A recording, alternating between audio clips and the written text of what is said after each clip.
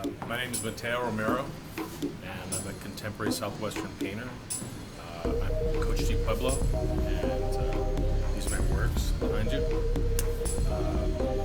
I got my BFA from the University of New Mexico. I think it was around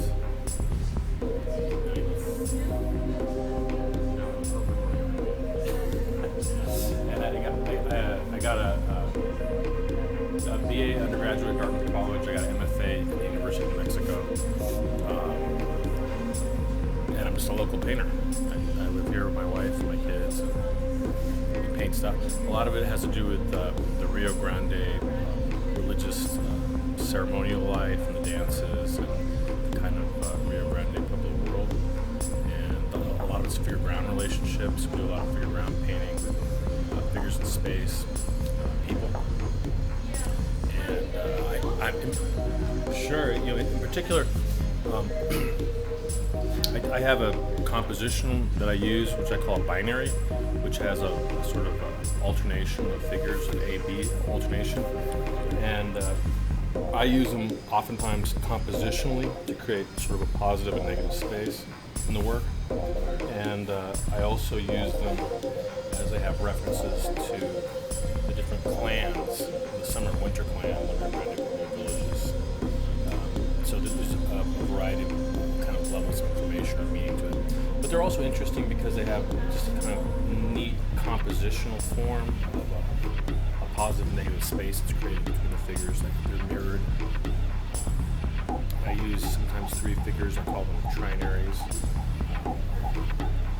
This in particular is a reference to the deer dancers in the plaza in a Pueblo village with a kind of abstracted sort of adobe kind of wall living space in the background, some landscape elements.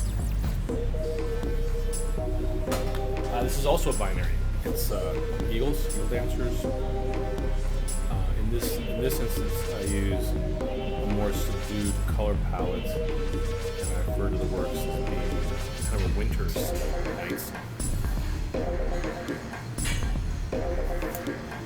What motivates you to paint in this genre as opposed to something else you might have done? I like this. It's very expressive. It's very direct. There's a lot of references to abstract expressionist work.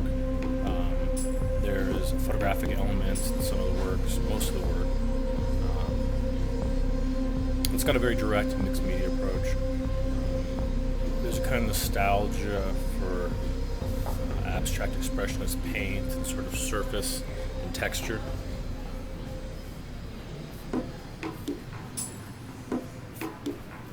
This is a painting of Southern Rio Grande corn dancers. And it also has a color palette that I refer to as being sort of subdued or maybe monochromatic. It's got the male and female alternations, the line. It's got some really intense texture, built up surface. And then up the top, it's got some kind of interesting splatters. I talk about the kind of nostalgia for the abstract expression stuff. Some of it is de Kooning, some of it's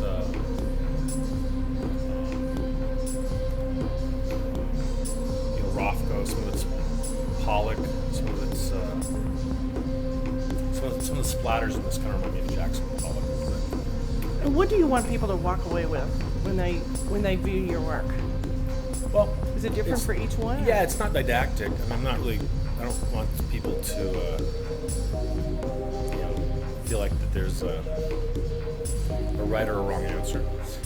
What I'm hoping to do is connect with people, and that they would have maybe a series of conclusions or some experience themselves, maybe some kind of cathartic experience or some kind of relationship with the work.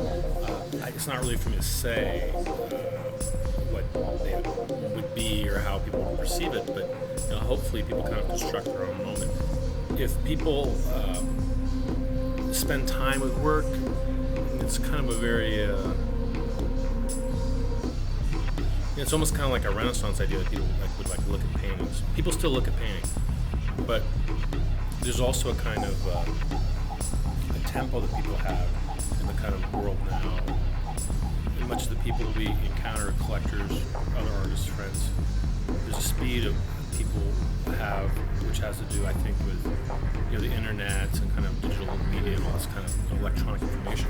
And a lot of times, I wonder if people have time or will spend time with paintings, and it's rewarding when people do. So if people spend time with the work, if they can kind of make their lives a little bit less busy for a moment and sort of live with something, I'm hoping that there's a connection they make and they have their own sort of references.